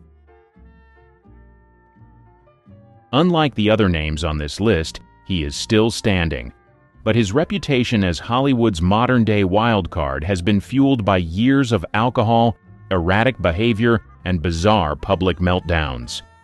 If old-school stars drank their way into oblivion, Nicolas Cage has drunk his way into internet legend. Cage wasn't always Hollywood's unhinged meme king. In the 90s and early 2000s, he was an A-list actor with an Oscar, blockbuster hits, and critical respect. But behind the scenes, his drinking was getting out of control. Directors noticed his slurred speech, co-stars saw his erratic moods, and soon his performances started getting weirder and more unpredictable. Then, the public meltdowns started. In 2011, Cage was arrested in New Orleans for public drunkenness and disturbing the peace, after getting into a shouting match with his wife. Reports claimed he was stumbling, screaming, and too wasted to control himself. A few years later, he was caught drunkenly singing Prince's Purple Rain at a karaoke bar, so hammered that he could barely stand. The drinking wasn't just a personal issue. It wrecked his finances, too. Cage went on a spending spree fueled by booze and bad decisions, blowing through $150 million on castles, private islands, a dinosaur skull, and a pet octopus. When the IRS came knocking, he had to take every role he could get, leading to the infamous era of low-budget, straight-to-DVD Cage movies. Despite the chaos, Cage never fully collapsed like the drunks of old Hollywood. Somehow, he kept delivering performances, sometimes brilliant, sometimes downright unhinged. His 2018 film Mandy reminded people why he was a star in the first place, and in 2021, Pig earned him some of the best reviews of his career. Unlike Barrymore, Flynn, or Reid, Cage hasn't drunk himself into an early grave.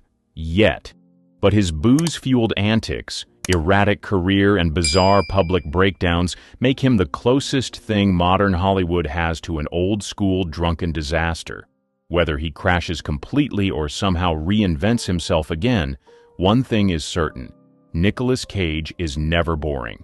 They were praised, paid, and plastered on every billboard. But off-camera, they were drowning in vodka, in pressure, in pain. No one dared to stop. This is what it looked like when the fame didn't fix anything. Buster Keaton's silent struggles. He was one of the biggest stars of the silent film era, stone-faced, brilliant, a master of physical comedy. But once sound came in, everything started falling apart, including him.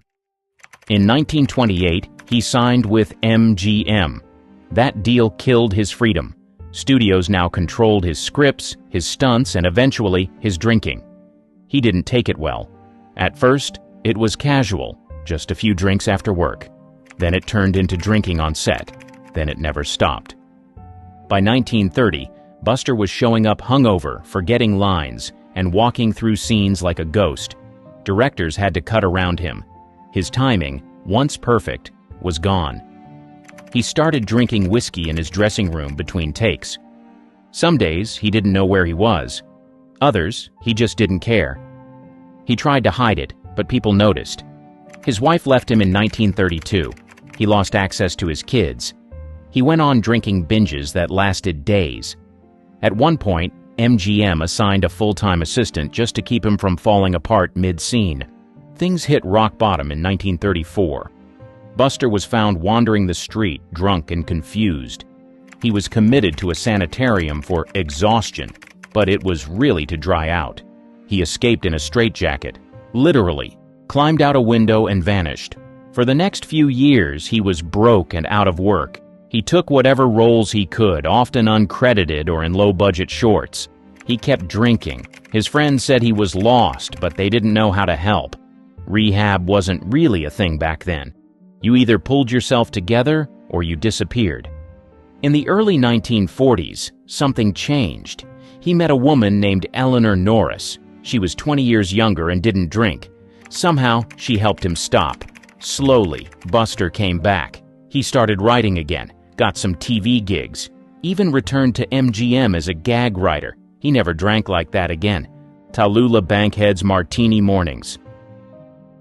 She wasn't quiet about anything, not her politics, not her lovers, and definitely not her drinking. She drank like it was her job. Breakfast started with a martini. Lunch included more. By dinner, no one could count. She grew up wealthy and wild, raised in Alabama high society. By her 20s, she was already famous on Broadway. Hollywood came calling in the 1930s, but she didn't care much for rules. Studios asked her to tone it down. She didn't. Tallulah lit cigarettes during takes, refused to stick to the script, and drank openly on set. One producer said directing her was like trying to hold water in a net. She laughed it off. She always did. If someone mentioned the hangovers, she said, "Don't be silly. I never get hangovers. I get applause." She could be brilliant when she was focused. In The Little Foxes on stage, she played the lead role to rave reviews. But one night, she collapsed halfway through the performance. A stagehand said she'd downed 2 martinis and half a flask before curtain. The audience waited, curtain stayed closed, and Tallulah was carried out the back door. She didn't hide it. In fact, she leaned into it. On talk shows, she sipped whiskey and answered questions with slurred charm. Reporters wrote about her fabulous wreckage. She loved the drama. She called herself the world's most fabulous drunk. But it wasn't always funny. Friends said she'd disappear for days. Some weekends ended in hospitals. One doctor warned her she was drinking herself sick. She shrugged and lit another cigarette. By the 1950s, her film roles were drying up. Her voice was gravel. Her timing was off. Directors stopped calling. She stayed famous mostly for being Tallulah, loud, drunk, and outrageous. She never fully stopped drinking. Even in her later years, she was still sipping bourbon before interviews and talking circles around younger actors. But her body gave out. Liver issues, lung problems, weight loss. She died in 1968 at age 66, alone in her apartment. The cause? Pneumonia, worsened by years of heavy drinking and smoking. Billie Holiday's Booze and Blues. She had one of the most haunting voices in music history. But off stage, she fought a constant war with racism, heartbreak, and a bottle that never left her side. She started drinking young, working in nightclubs where liquor flowed like water. By the late 1930s, she was a star. Her voice could stop a room. Songs like Strange Fruit hit hard. But backstage, Billie drank to calm her nerves before shows. It started with gin, then brandy, then anything she could get her hands on.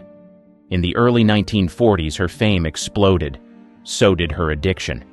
She was drinking before sets, between songs, and after every show. Friends said she was never fully sober. Club owners noticed too. Some nights, she forgot lyrics. Other nights, she couldn't stand. She was arrested for possession in 1947, but alcohol was always the quieter demon. Her cabaret card was revoked in New York, which meant she couldn't perform in any venue that served alcohol. That wiped out most of her income. Still, she drank. In hotel rooms, she'd sneak liquor into orange juice bottles. On the road, she hid flasks in makeup bags. Her manager tried cutting her off. She fired him. Her voice, though strained, still pulled crowds. But her memory started slipping, her temper got worse, and her drinking kept going. By 1956, she wrote a memoir. Parts of it were censored. The rest told the story of a woman in pain. In interviews, she brushed off the drinking. "I drink because I need to forget," she once said. "Some people pray. I pour." The final years were brutal. She was often broke, blacklisted, and barely functioning. In 1959, she collapsed in her New York apartment. At the hospital, they found cirrhosis, kidney failure, and fluid in her lungs. She was 44. The police showed up while she was still in bed and arrested her again for drug possession. They even posted a guard at her door. She died days later with just 70 cents in her bank account. Her voice lives on, but Billie never made peace with the bottle. The music soared. She didn't. Robert Walker's vodka breakdown. He had the charm, the looks, and a rising career in the 1940s. He also had vodka in his trailer, vodka in his coffee, and vodka in his veins. By the time he gave his most iconic performance, he was already falling apart. His big break came in Since You Went Away, 1944, where he starred opposite his real-life ex-wife, Jennifer Jones. It wasn't just awkward, but it was brutal. The divorce had crushed him, and he started drinking more to cope. Crew members said he shook between takes and sometimes needed help walking to set. The booze made him unpredictable. One day he was polite and professional. The next, he'd explode over nothing. He fought with directors, slurred his lines, threw furniture. MGM tried to protect him, but he was becoming a liability. In 1948, he had a breakdown on set and was admitted to the Menninger Clinic, a psychiatric hospital. The official reason was emotional exhaustion. The real reason was that he was drinking himself sick. Doctors put him on sedatives to calm his nerves. He promised to quit. He didn't. He made a short comeback in 1951 with Strangers on a Train. It was his best role, chilling, sharp, unforgettable. He played a charming psychopath. The scary part? He didn't need to stretch. Friends said he barely had to act. Alfred Hitchcock kept the camera rolling even when Walker went off script. But behind the scenes, things were still bad. He was mixing alcohol with barbiturates. He didn't sleep. He stopped eating. Some nights he called friends sobbing, convinced his life was over. In August 1951, a doctor came to his home to sedate him during one of his episodes. He was given amobarbital to calm down. He never woke up. Officially, it was an accidental reaction. Unofficially, it was alcohol, stress, and too many pills in a body that couldn't take it anymore. Robert Walker was just 32. He had 2 sons, a hit film in theaters, and a reputation that Hollywood couldn't figure out. One reviewer called him a star who burned too fast and left nothing behind but questions. The only thing more tragic than his performance was how close it was to the real thing, Diana Barrymore's broken dynasty. She was born into fame. Her father was John Barrymore, a legendary actor and legendary drunk. She got both of those traits. At first, it looked like she'd make it big. In the early 1940s, Universal Studios signed her with headlines calling her the next big Barrymore. She had the name, the face, and enough talent to turn heads. But behind it, she was already drinking hard, just like her father. She started missing rehearsals. Sometimes she'd show up so hungover production had to cancel. On stage, she slurred lines. Off stage, she collapsed in dressing rooms. One night, during a performance of Romantic Mr. Dickens, she walked off mid-scene and never returned. No explanation. Just left. By 1944, her career had stalled. Universal quietly dropped her. She married a few times, but each relationship fell apart, usually under the weight of booze and shouting matches. One ex-husband said living with her was like riding a train with no brakes. She tried Broadway again, but the drinking got in the way. Crew members hid liquor bottles backstage just to keep her sober during shows. It didn't work. Critics noticed. One review said she looked tired before she even opened her mouth. In 1957, she published a memoir called Too Much, Too Soon. It told everything, The drinking, the blackouts, the hospital stays, the suicide attempts, the family name that opened every door and then crushed her once she walked through. It sold well, but nothing changed. That same year, Warner Brothers adapted her memoir into a film. She didn't star in it. She didn't even consult. While the movie played in theaters, Diana was living in a rundown apartment, broke and drinking again. In 1960, her housekeeper found her in bed, surrounded by pills and empty bottles. The autopsy listed natural causes, but doctors said it was years of alcohol and sedatives. She was 38. She once said, "Everyone expects me to be a Barrymore, but I don't know what that means anymore." She wanted to live up to the name. Instead, it buried her. Truman Capote's talk show spirals. He wrote one of the greatest true crime books ever printed. In Cold Blood made him a literary star. But by the 1970s, most people didn't see him as a writer. They saw him as a drunk guest on late-night TV. Capote was always eccentric. But once fame hit hard, so did the partying. He was a regular at Studio 54, known for sipping chilled vodka out of tiny crystal glasses and slurring insults at whoever got too close. He called it research. Friends called it a meltdown. He didn't hide it. On the Dick Cavett Show, he showed up visibly drunk and rambled through his answers. On The Tonight Show, he flirted with Johnny Carson, made fun of other guests, and then forgot where he was. It became a pattern. Invite Truman, expect a mess. Publishers started pulling back. One editor said his writing got sloppy and mean. He had promised a massive novel called Answered Prayers, meant to be his masterpiece. But when excerpts came out, they didn't land. Critics called them petty and cruel. Friends stopped returning his calls. Capote responded the only way he knew how. He drank more. By the early 80s, things had gotten grim. He bounced between friends' guest rooms and upscale rehab centers. He didn't last long in either. Sometimes he was funny and charming. Other times he screamed at nurses and trashed hotel rooms. One friend found him in a robe on the floor, drinking out of a vase. In 1984, he moved into the home of Joanne Carson, Johnny Carson's ex-wife. She tried to help him dry out. It didn't work. On August 25th, he died in her guest room from liver failure, complicated by drug and alcohol use. He was 59. He used to say he wanted to be remembered for his words. In the end, it was the slurred ones people remembered most. Sam Peckinpah's Bloody Cocktails. He made violent, brilliant films. He also made enemies on set, passed out in editing rooms, and drank like the credits depended on it. In the 1960s, he directed The Wild Bunch, a western so bloody and stylish it changed the genre. But behind the camera, Sam was already deep into drinking. He kept vodka in a water bottle and whiskey in his coat. Cast and crew said he would sip through takes, bark orders mid-slur, and forget what scene they were filming. At first, producers tolerated it. His films made money and his chaos sometimes added edge, but by the 1970s, he was spiraling. On Pat Garrett and Billy the Kid, 1973, he fought with the studio, missed deadlines, and drank from morning to night. Crew members found him asleep in the editing room, drooling on reels. He didn't deny it. In interviews, he joked that bourbon was his assistant director. When critics asked why his films were so violent, he said, "I'm just showing what's real." The truth was, he was barely hanging on. Studios started to panic. They began assigning shadow editors to finish his films behind his back. His name still appeared on the credits, but much of the work was done without him.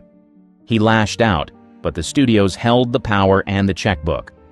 By the early 1980s, he was taking whatever work he could get. He directed a few music videos. One was for Julian Lennon.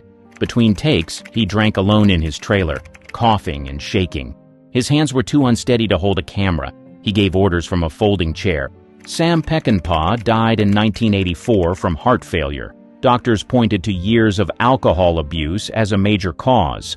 Edward Furlong's fast fall. He was just 14 when he landed Terminator 2. Overnight, he became one of the most recognizable faces in Hollywood. But as fast as the fame came, the drinking followed.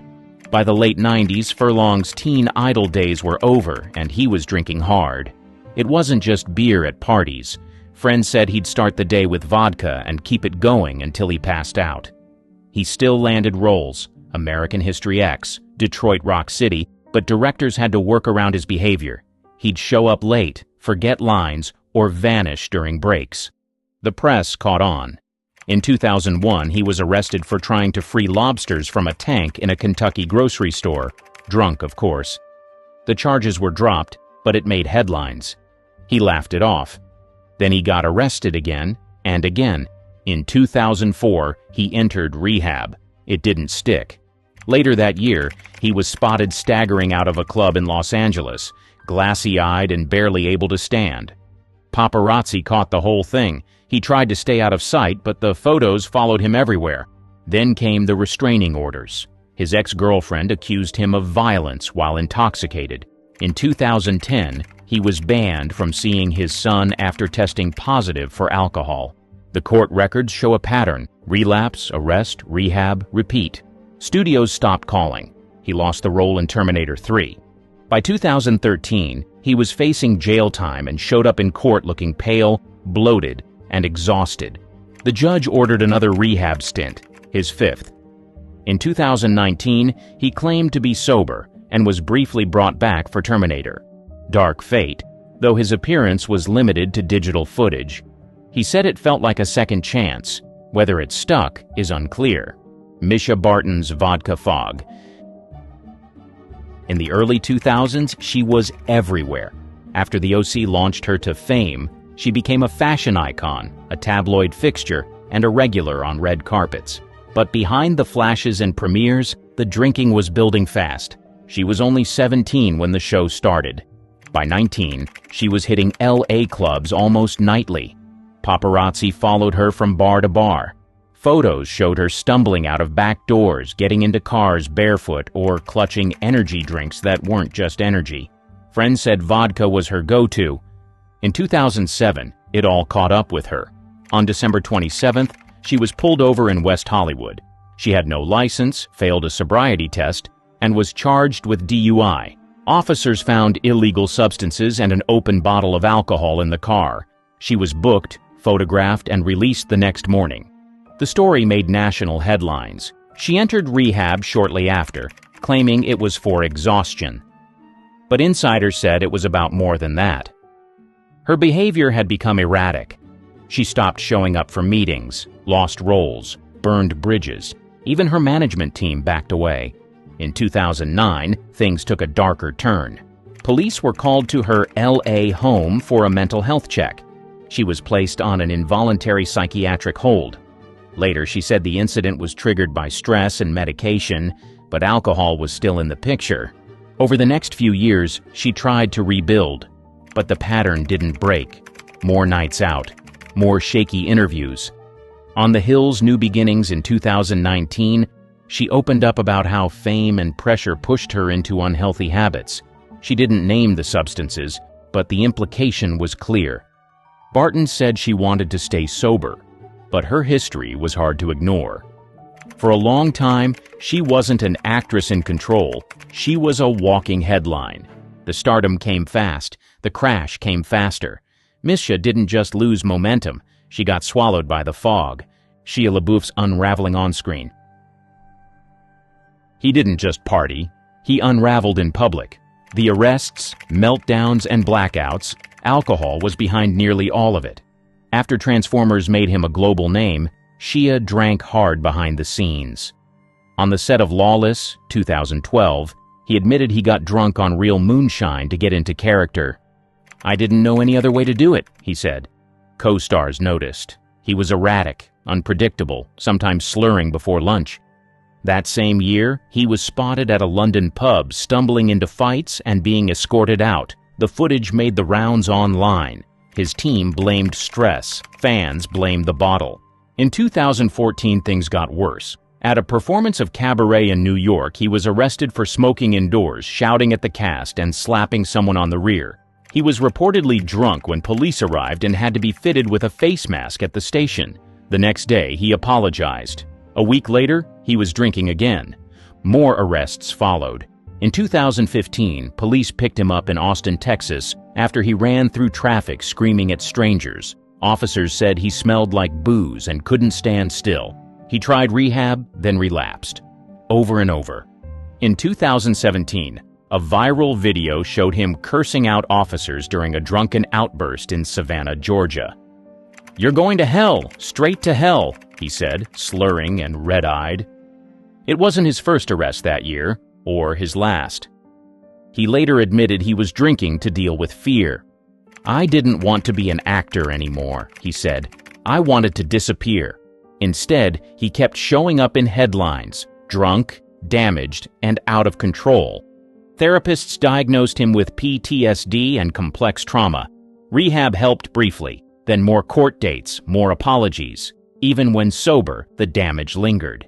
Studios backed off, collaborators cut ties. In recent years, he's claimed sobriety, said he's working on himself, but the past is heavy. The footage, the police records, the slurred interviews, they're still out there. Shia once said he used alcohol to numb the noise. The problem was, it just made everything louder.